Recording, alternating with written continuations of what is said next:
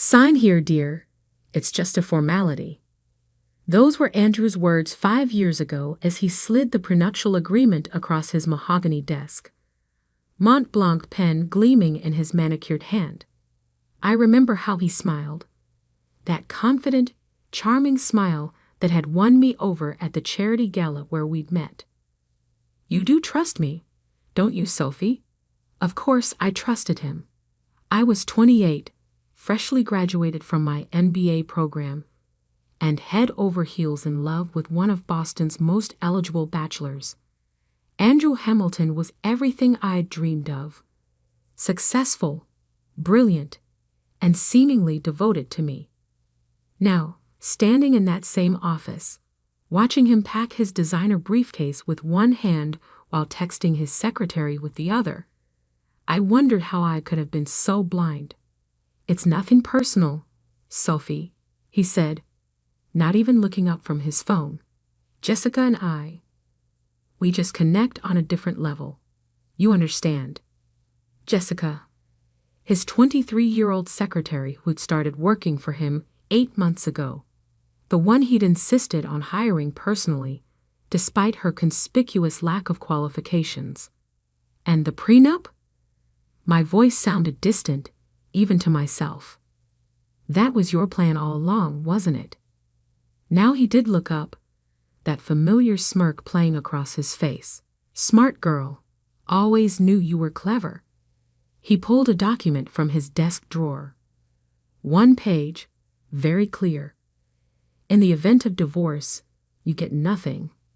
No alimony, no property rights, no shares in Hamilton Industries. You signed it, remember? I remembered. I also remembered how he'd rushed me through it, how he kept talking about the wedding plans, distracting me from the fine print. Good luck surviving, he added, shouldering his briefcase. Though I hear the library is hiring. You've always liked books, haven't you? He laughed as he walked out, leaving me alone in the office where I'd spent countless hours helping him build Hamilton Industries into what it was today. The company he'd now locked me out of with a single page of legal text. My phone buzzed. A text from Megan, my best friend, and, as luck would have it, a corporate lawyer. Just heard. Coming over now. Don't kisahin ein. I sank into one of the plush office chairs, my mind racing.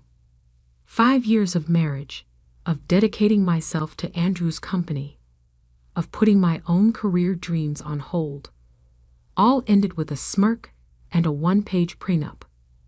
Megan arrived like a whirlwind, her court heels clicking against the marble floors, her face flushed with anger.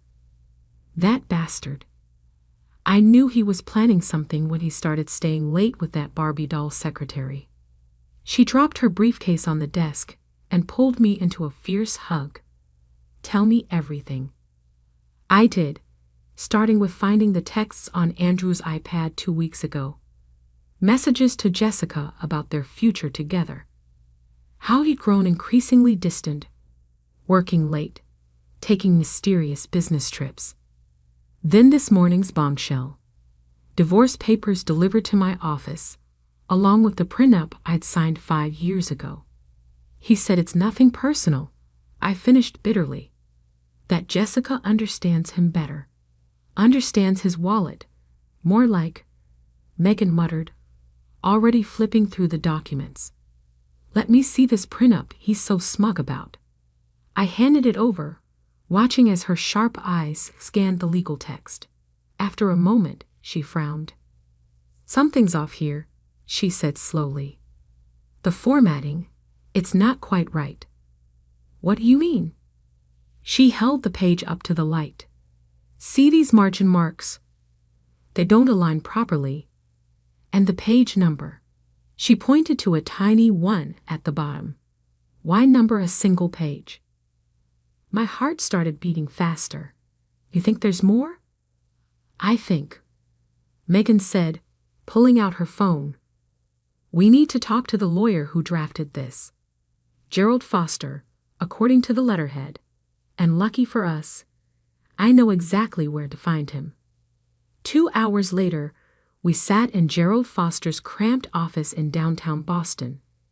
He was older than I expected, with kind eyes behind wire-rimmed glasses, and a body that looked like it had seen better days. "Of course I remember the Hamilton Prenup," he said, pulling out a thick file. "Quite an interesting document, actually. One of my last cases before retirement." "Mr. Foster," Megan leaned forward, "the copy my friend was given shows only 1 page. But you're indicating there was more." The old lawyer's eyes narrowed. "1 page? That's not possible." The original document was quite extensive. Multiple pages dealing with various contingencies, particularly regarding intellectual property and company holdings. My hands started trembling. "Intellectual property?" "Yes, my dear. You see, Andrew was quite insistent about protecting his company's patents and trade secrets. But your father, clever man, your father, he insisted on adding some provisions of his own." "My father," I whispered. "But he died before the wedding. He never met Andrew." Foster smiled gently. "Oh, he met him. 3 months before his death, your father came to me. He was concerned about Andrew's reputation in certain business circles. He wanted to make sure you were protected."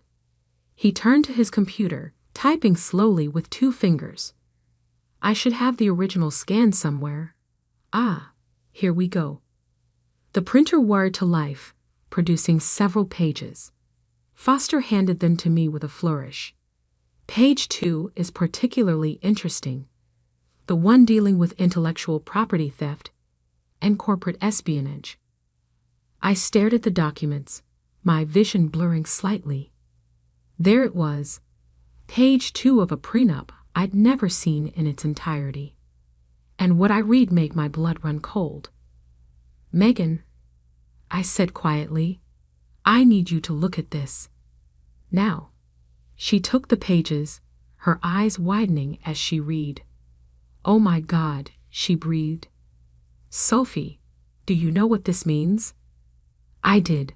I was beginning to understand exactly what my father had done, and why Andrew had been so careful to hide these pages from me. The smug smile, the rush to get me to sign, the careful distraction. It all made sense now. "Mr. Foster," I said, my voice steadier than I felt, "I need copies of everything. And then I need you to tell me exactly what my father said about Andrew Hamilton." The old lawyer's eyes twinkled. "My dear, I thought you'd never ask." The next few hours were a crash course in corporate law and my father's foresight. Thomas Bennett hadn't built a successful tech company by being naive. He'd seen something in Andrew that had worried him, something that had prompted him to add very specific clauses to the prenup. "Your father suspected Andrew was after more than just a marriage," Foster explained.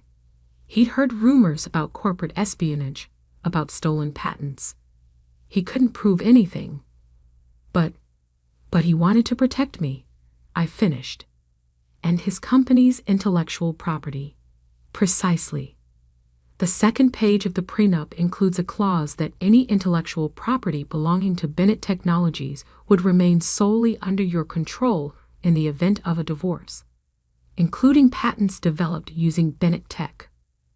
Megan was practically bouncing in her seat. "Sophie, don't you see what this means? Hamilton Industries' biggest products, their whole AI division, it's all built on Bennett Technologies' original patents." I did see. I saw exactly why Andrew had hidden these pages, why he'd been so confident with his 1-page prenup. He thought he'd covered his tracks. "He never knew," I said slowly. "All these years, he never knew my father had outplayed him." Foster nodded. Thomas was very clear. These pages were to remain sealed unless Andrew initiated divorce proceedings. He said, and I quote, Let him show his true colors first. My phone buzzed again. Andrew, probably calling to gloat or pressure me about the divorce papers. I let it go to voicemail, my mind already racing with possibilities. Megan, I said, turning to my friend, how quickly can we file a countersuit? She grinned, already pulling out her laptop. Give me an hour. By the time we're done, Andrew Hamilton won't know what hit him. I touched the papers reverently, thinking of my father.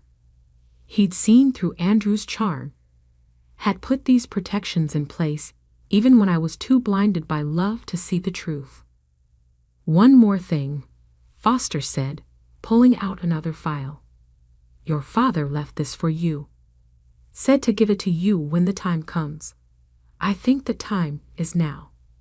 The envelope he handed me was thick, sealed with my father's company logo. Inside was a USB drive and a letter in his familiar handwriting. My dearest Sophie, if you're reading this, then Andrew has shown his true nature. I'm sorry I won't be there to help you through this, but I've left you everything you need to protect yourself. My father's letter trembled in my hands as I continued reading. My dearest Sophie, if you're reading this, then Andrew has shown his true nature. I'm sorry I won't be there to help you through this, but I've left you everything you need to protect yourself. The USB drive contains proof of what I suspected: Andrew's systematic theft of Bennett Technologies patents. Email trails, modified code, timestamps that prove our technology was developed first. He thought he was clever, but he didn't count on me keeping backup servers running even after the company's sale. I know this will hurt, sweetheart. You loved him, and he betrayed that love. But you're stronger than you know. You're my daughter, and Bennett's don't break. We rebuild. Use this information wisely. And remember, sometimes the best revenge isn't revenge at all, but justice served cold and clean. All my love, Dad. Megan was already plugging the USB drive into her laptop, her eyes widening as she scrolled through the files. Sophie, she breathed, this is incredible. Your father documented everything. Every patent Andrew stole, every piece of code he modified. He knew, I said softly. Dad knew what Andrew was planning all along, and he left you the perfect weapon. Megan turned the laptop so I could see. Look at this. Emails between Andrew and his development team discussing how to disguise the stolen Bennett tech. Timestamps proving your father's company developed these systems years before Hamilton Industries claimed them.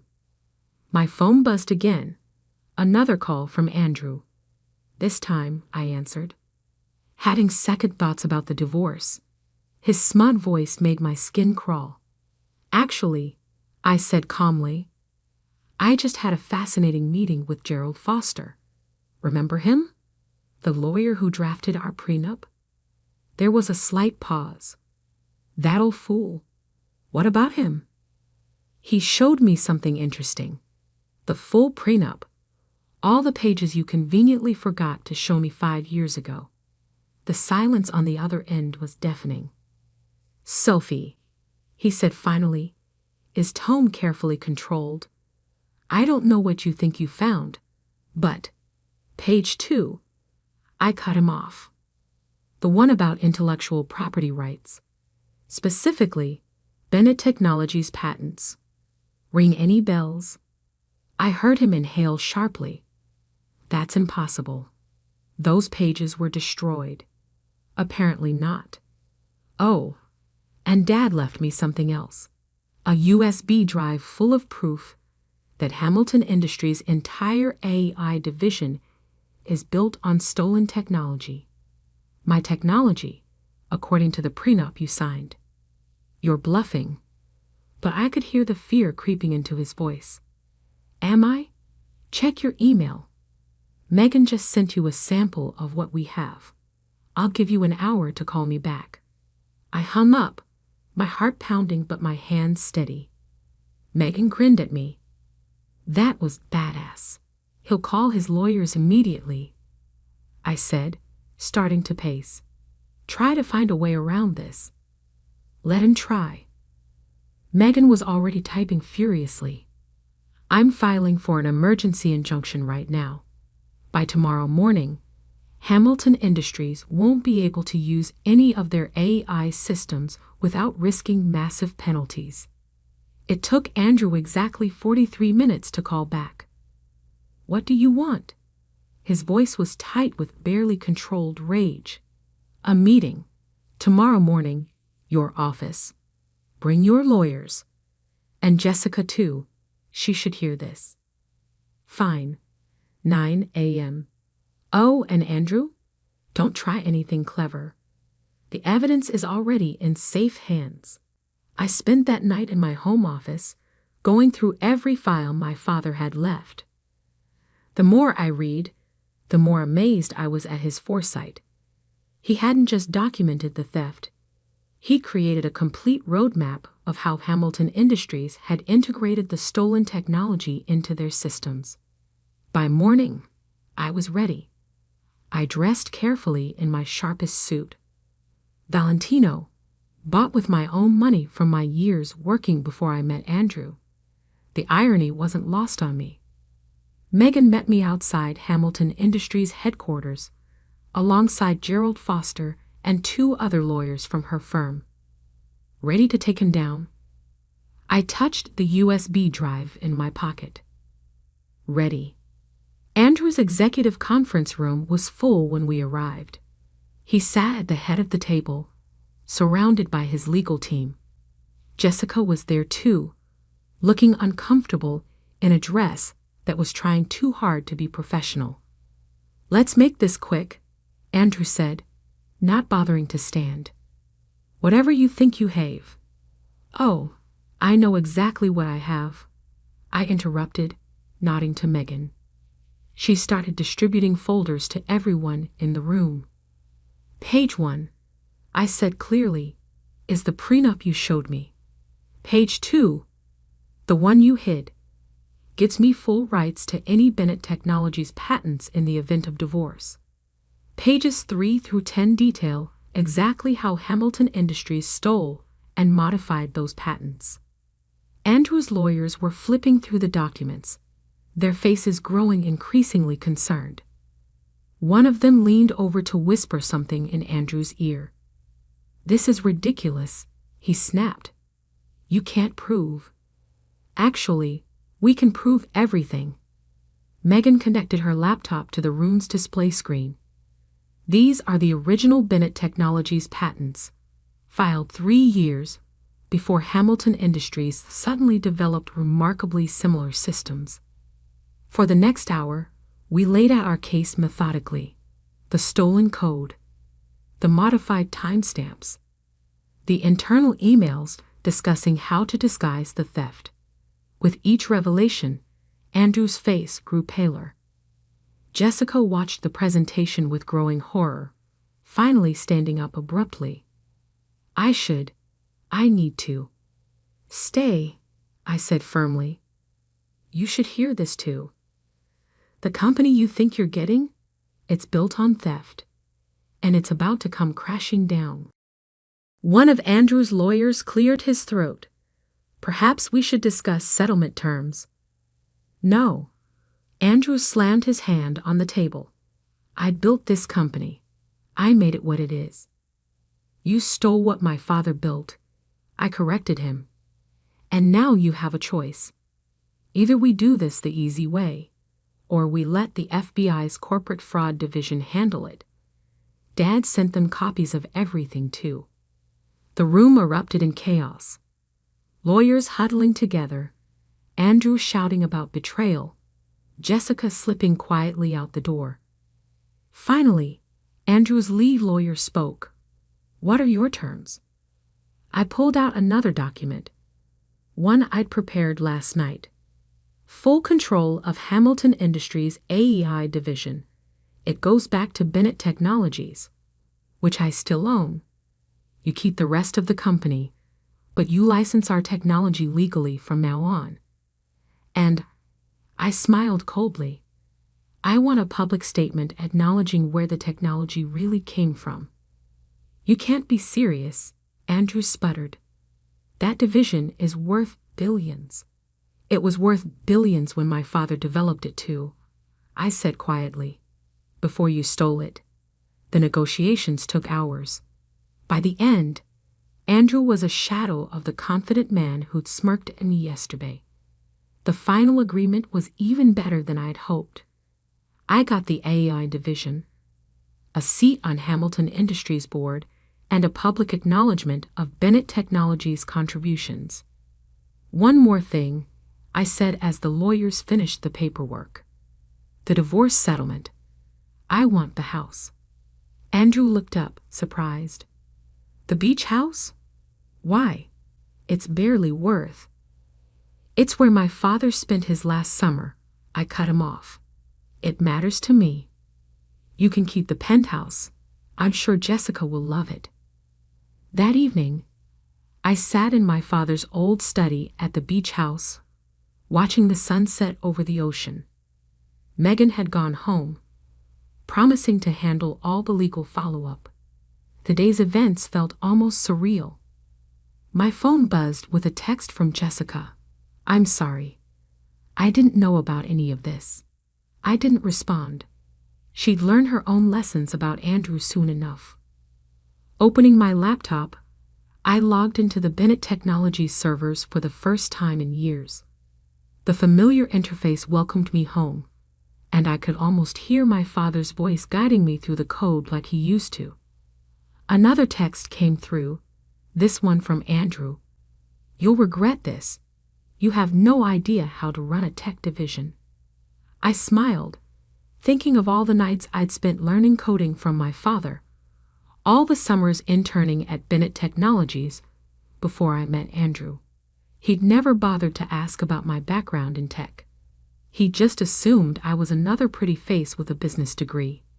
The next few weeks were a whirlwind of transitions. The press had a field day with the story.